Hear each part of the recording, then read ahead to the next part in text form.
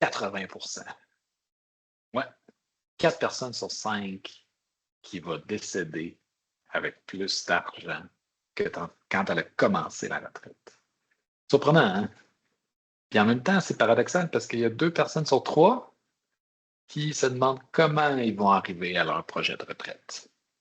C'est un peu bizarre. C'est un peu ce qu'on va voir aujourd'hui également, à savoir quelle stratégie on peut mettre en place pour s'acheter des années de liberté, s'assurer que ce projet-là également, il soit durable dans le temps, qu'il soit efficace, pour que, ultimement, on soit capable de faire plus souvent de ce qu'on aime le plus avec le monde qu'on aime le plus. Donc aujourd'hui, on va regarder le contexte. Qu'est-ce qui se passe? Bien sûr, définir l'objectif. Qu'est-ce qui est important de prendre en considération pour bien bâtir la stratégie? Les placements, ça vient automatiquement dans la donne, en fait, d'un projet de liberté financière ou de retraite. Là. C'est essentiel. Puis un cas pratique où est-ce qu'on va adapter quelques notions fiscales relativement simples, mais c'est pas parce que c'est simple que c'est pas très puissant. Fait qu'on embarque dans 1, 2, 3. Première chose, contexte. Voyez-vous, l'espérance de vie augmente. Puis, ce qui est un peu paradoxal, c'est que plus on vieillit, plus notre propre espérance de vie augmente en même temps. La raison est assez simple en réalité, c'est que si on est passé 40, 45, même 60 ans, tous les risques de décès prématurés, généralement, sont derrière nous. Ce qui fait en sorte que plus on avance en âge, plus il y a des risques qui disparaissent. Donc, plus on a de chances de vivre plus longtemps. C'est à une limite, là, bien entendu, mais ce qui fait en sorte que plus on vit vieux, plus il y a une partie en fait de l'élastique sur notre avoir qui s'en va d'un côté qu'on étire. Vous voyez le tableau que je vous présente là. Ces statistiques-là, en plus, comme planificateur financier, on va un peu plus loin que ça. C'est-à-dire qu'au lieu d'aller à 83, 4, 5, 6, généralement, pour des plans, on se rend jusqu'à un taux de survie de 25 c'est-à-dire qu'on prend en compte qu'il y a une chance sur 4 que les gens soient encore en vie, ce qui nous amène souvent à 94, 95, des fois même 96. Donc, il faut faire durer votre pécule, vos investissements, votre avoir, le plus longtemps possible. Il faut avoir des bonnes stratégies à mettre en place pour faire ça. Également, ça, c'est l'autre partie de l'élastique qui s'appelle l'inflation. Je parle de l'élastique de l'espérance de vie, l'autre l'inflation. Vous comprendrez rapidement que si on tire des deux côtés en même temps, il arrive une tension assez rapidement sur l'élastique. Puis, on ne veut pas que ça casse. L'inflation, on a vu les dernières années, ça a augmenté quand même passablement. Puis vous voyez l'effet là, sur 20-25 ans, là, on peut diminuer de 40, 50, 60 même un peu plus votre pouvoir d'achat.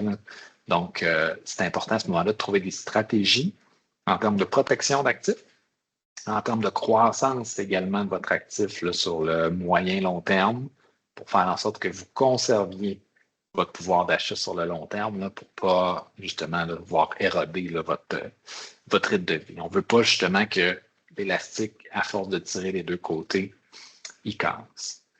Normalement, je dirais que 2 c'est quand même pas si mal comme expectative. Les dernières années ont été pas mal plus élevées que ça.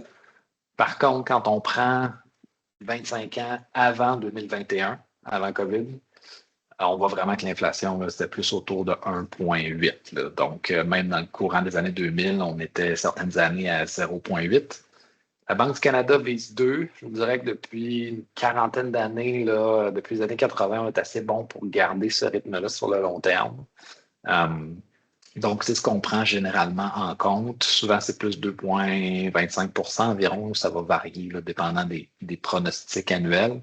Aux alentours de ça, c'est assez convenu qu'on va prendre ça. Puis l'autre partie, à ce moment-là, contextuellement, c'est bien sûr les marchés. Depuis 2008, il y en a eu quelques-unes. Bien sûr, 2008, quand le marché américain a perdu plus de 40 2015, c'est le marché canadien. Le pétrole a joué quand même pas mal pendant ce temps-là.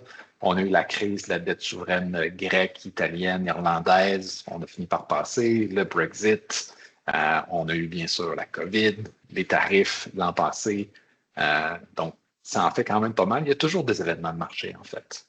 Il y en a tout le temps. Je dirais pas à chaque année, mais régulièrement, ce qui n'empêche pas à ce moment-là que ça nous prend quand même des actifs qui font du rendement. Fait qu'on va voir certaines stratégies, somme toute simples, mais qu'on doit prendre en considération et qu'on met en place pour s'assurer qu'on protège vos investissements, qu'on fait plus avec mieux.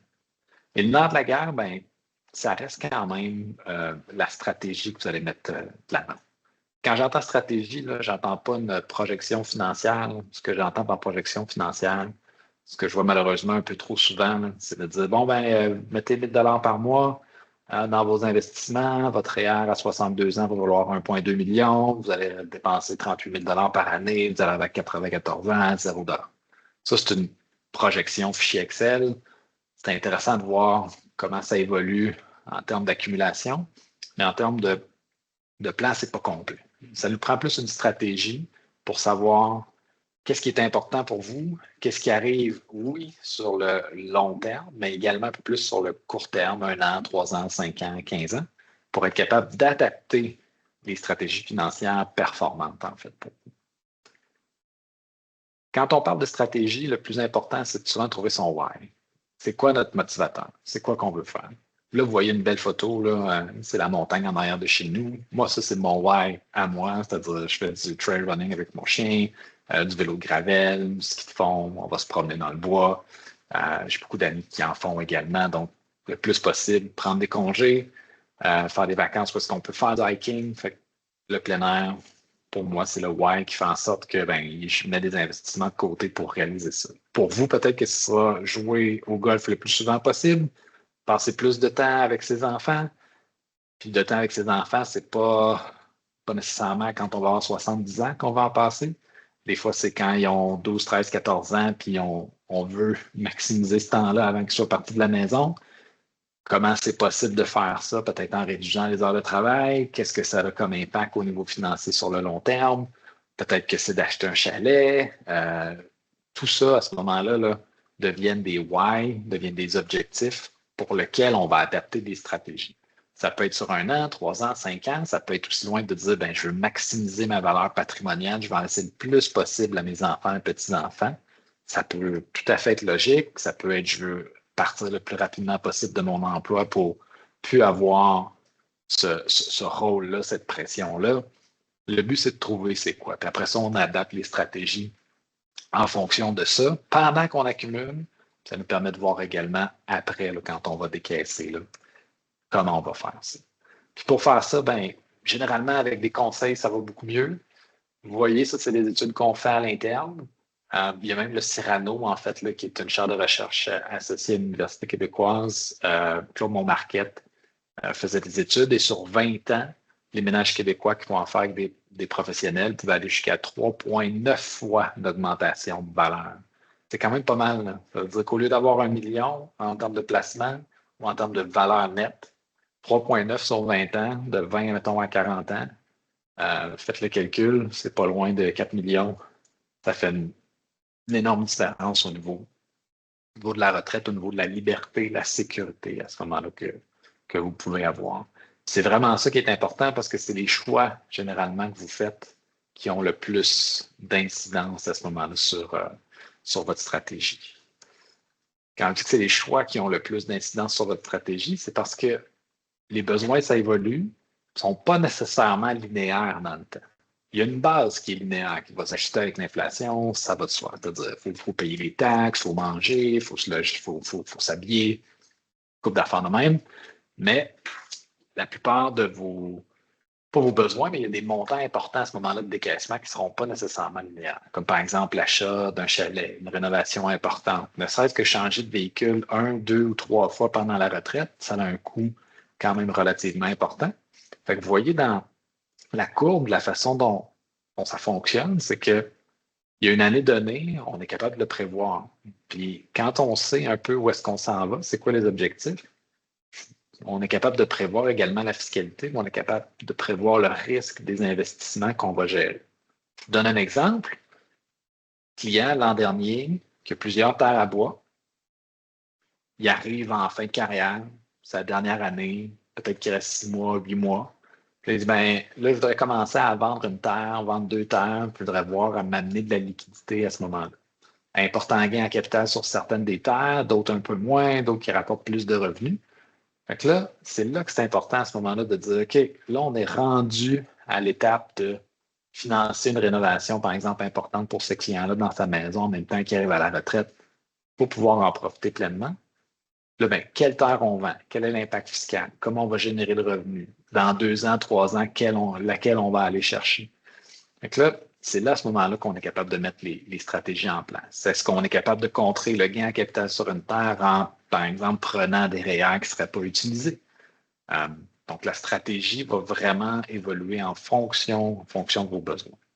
Quand on voit le graphique également, c'est qu'à la retraite, il y a souvent 3 grandes phases de retraite. Dans les premières années, phase go, go, go, parce que là, vraiment, on essaie de rattraper le temps perdu. Ça fait 18 ans que je travaille là, dans le domaine financier. Je vous dirais que c'est assez classique là, qu'on voit qu'il y a une certaine forme de rattrapage qui se fait, qui est suivi généralement par la phase slow go.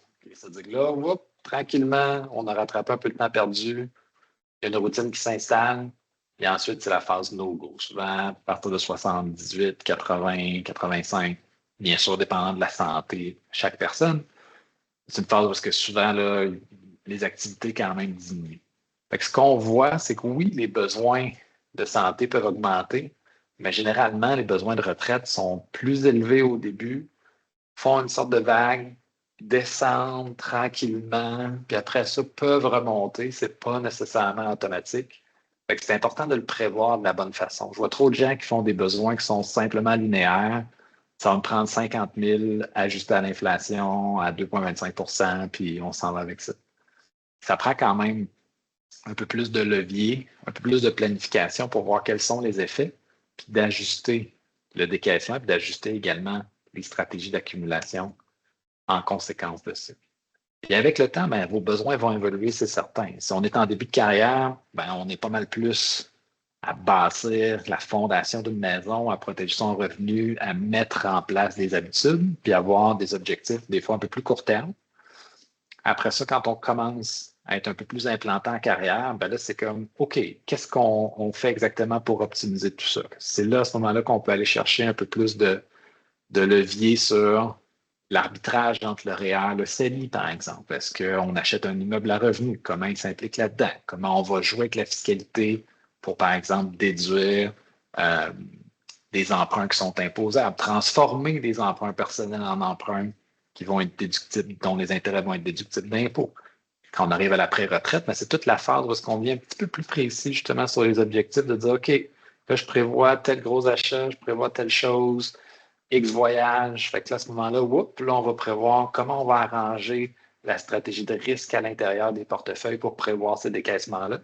Puis à la retraite active, ben là, c'est certain qu'on est dans un mode vraiment où on va minimiser l'impôt à payer. Puis parfois, on va s'en aller dans une autre optique où c'est vraiment la maximisation de la valeur patrimoniale, la valeur des legs.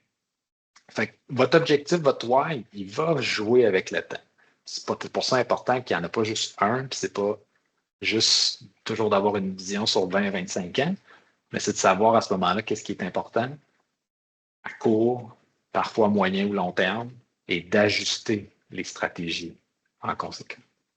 Quand on parle de stratégie, bien sûr, des stratégies en termes d'actifs. Puis vous voyez, en termes d'actifs, quand on est dans la phase d'accumulation, oui, il y a une volatilité, mais le temps joue en notre faveur.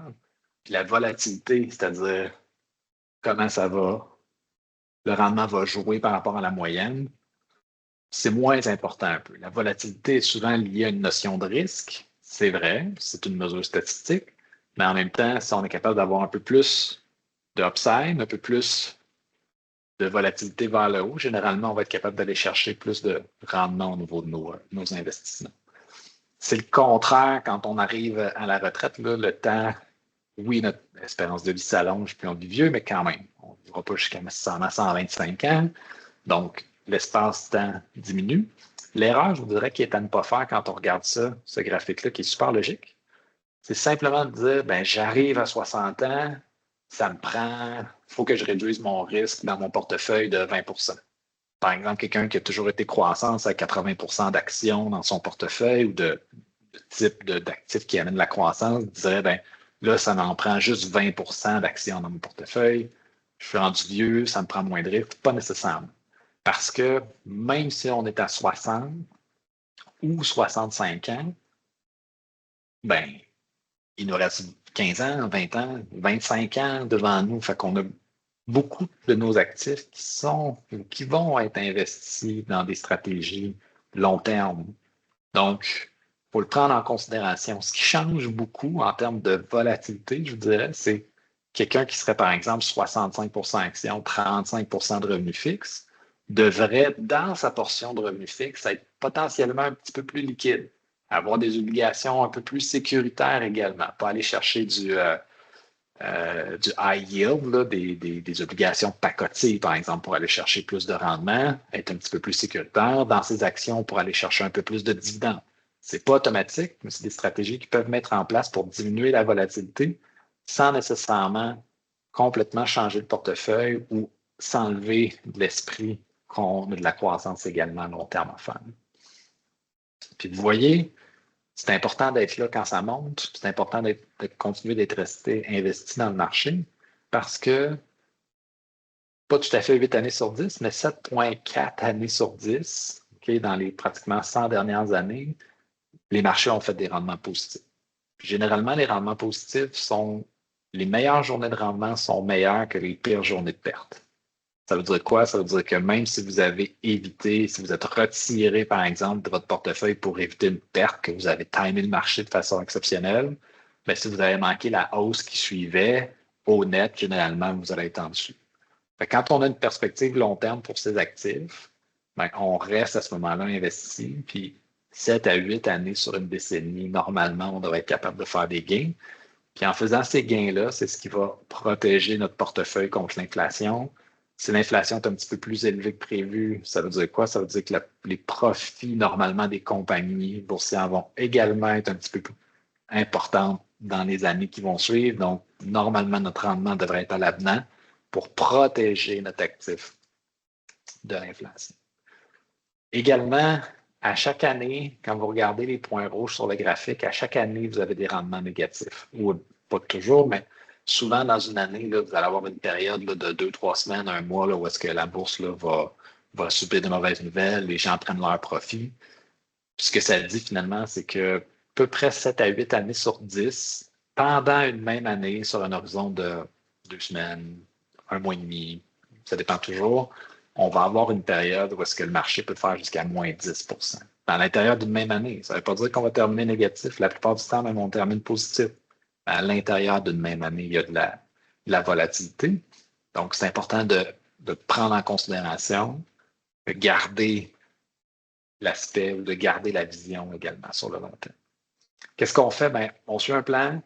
On a un portefeuille qui est bien diversifié, pas juste diversifié actions-obligations. Je vais vous montrer comment tantôt.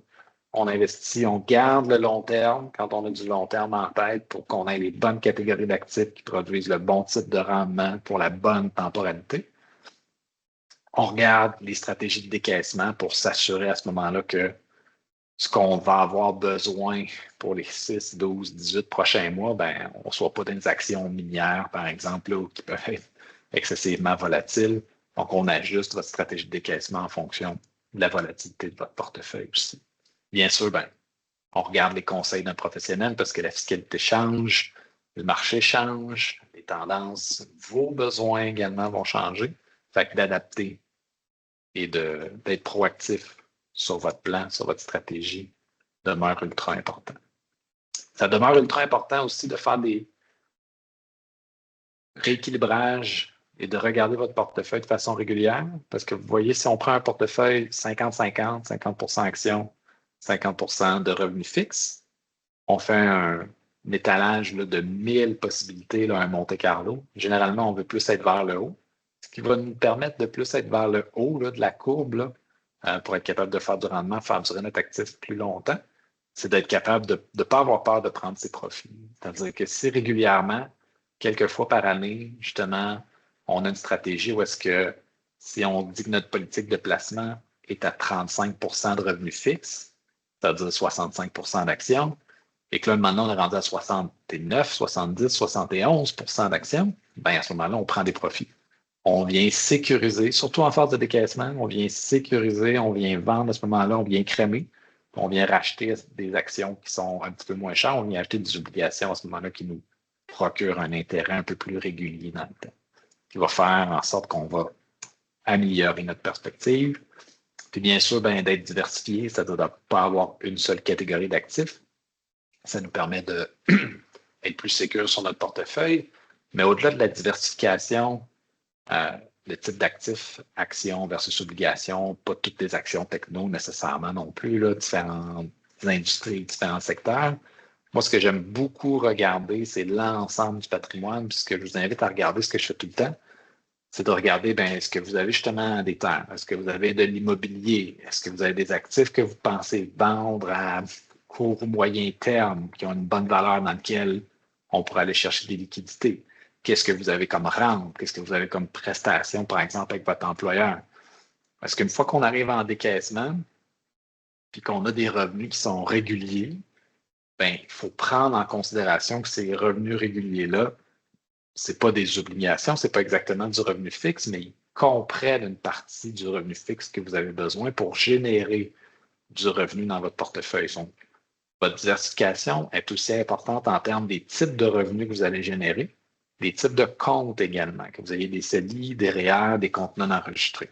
C'est super important d'être diversifié à l'intérieur de ces comptes-là.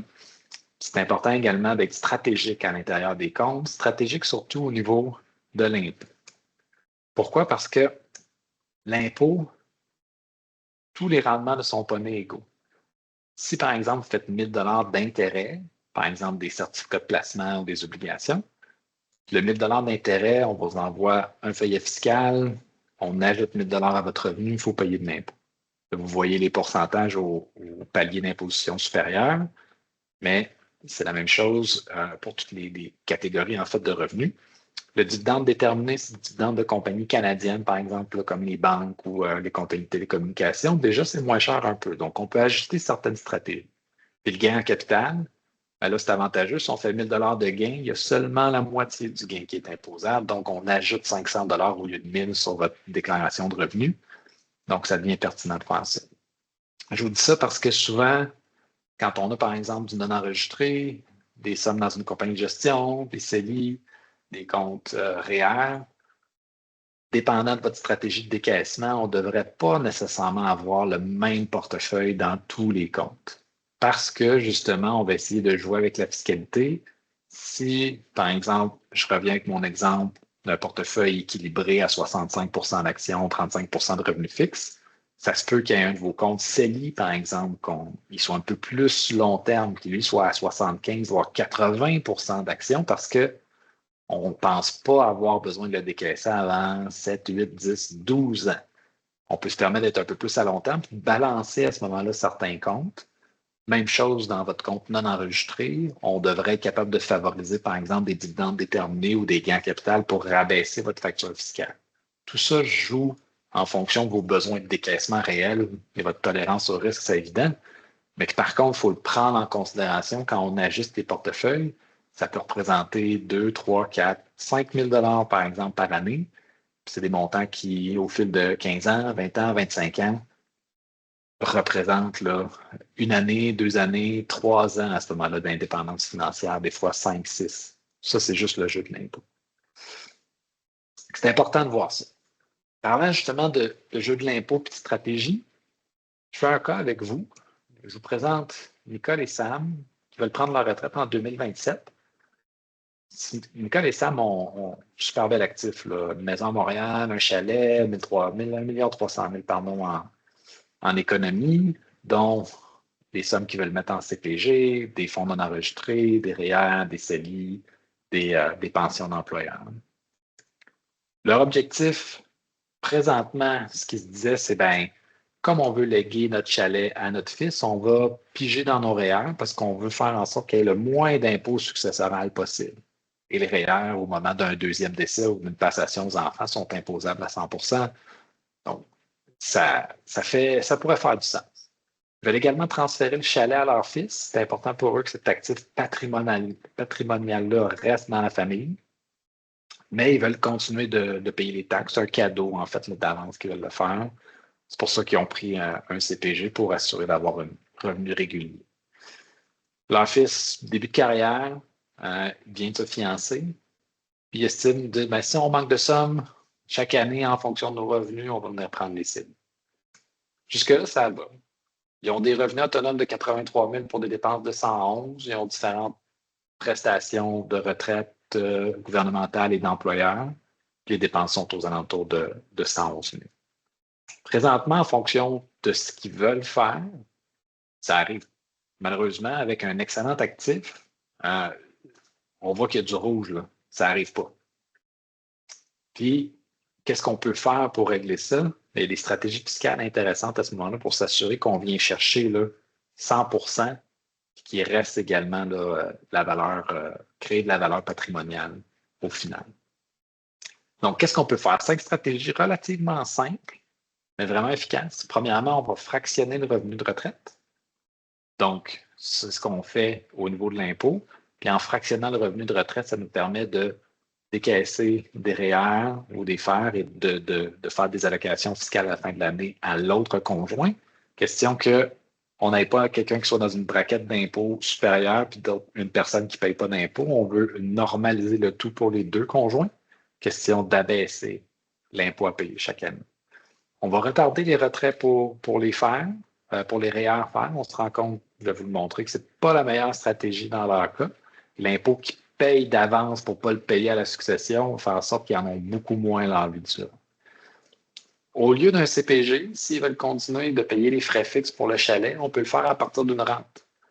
Rente viagère, beaucoup plus intéressante en termes de rente viagère prescrite pour des fonds non enregistrés, parce qu'au lieu d'avoir un montant d'imposition sur les revenus d'intérêt très élevé, qui généralement va se maintenir et descendre avec le temps à mesure qu'on pige dans le capital, l'assureur, lui, calcule un montant normalisé sur l'ensemble de la rente, généralement qui est beaucoup plus faible que le rendement d'intérêt, par exemple, à l'année 1.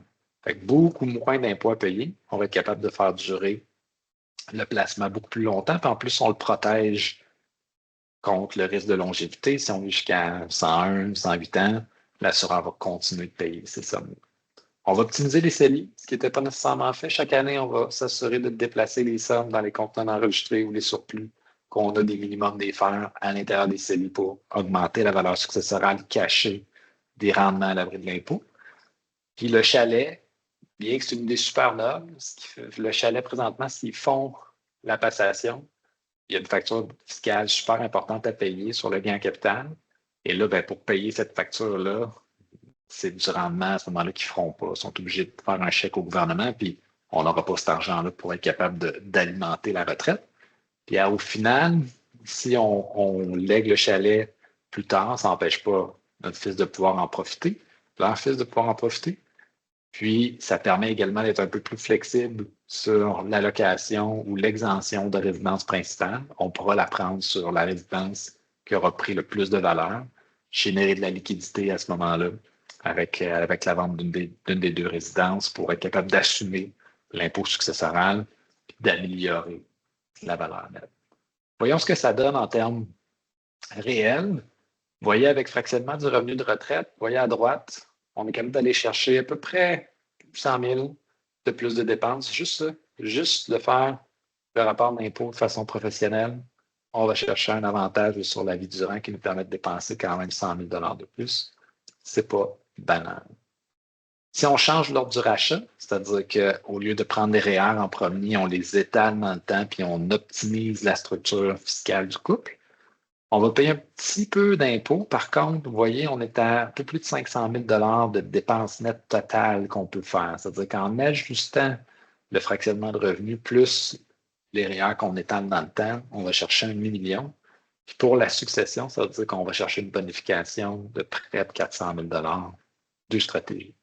Si on achète une rente, on va encore augmenter un peu le niveau de dépenses totales. On va surtout s'acheter de la sécurité sur le long terme. Si on optimise le CELI, ben on vient sur le long terme optimiser les gains qu'on fait à l'abri de l'impôt.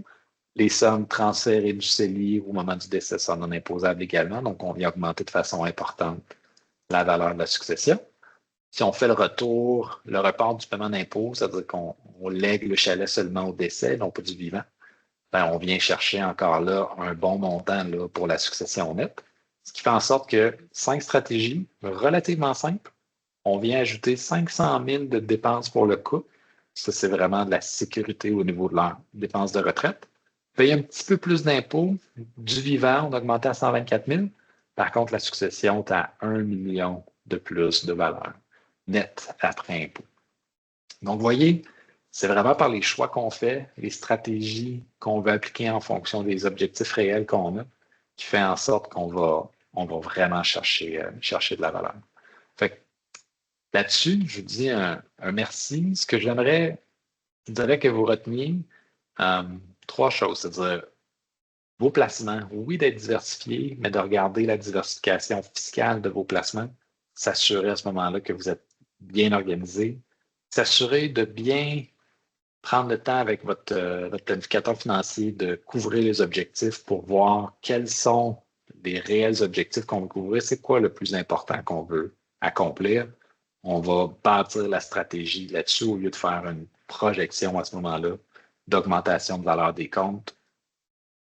Puis, je vous dirais, s'il y a une chose que sur laquelle j'aimerais vous laisser, c'est que n'ayez pas peur. Trouvez un conseiller, trouvez un planificateur financier qui va être proactif avec vous pour faire en sorte justement d'aligner vos stratégies sur vos besoins réels, pour faire en sorte au final que vous passiez plus de temps à faire ce que vous aimez le plus faire, plus souvent avec le monde que vous aimez le plus faire. Sur ce, merci. Je vous dis à la prochaine.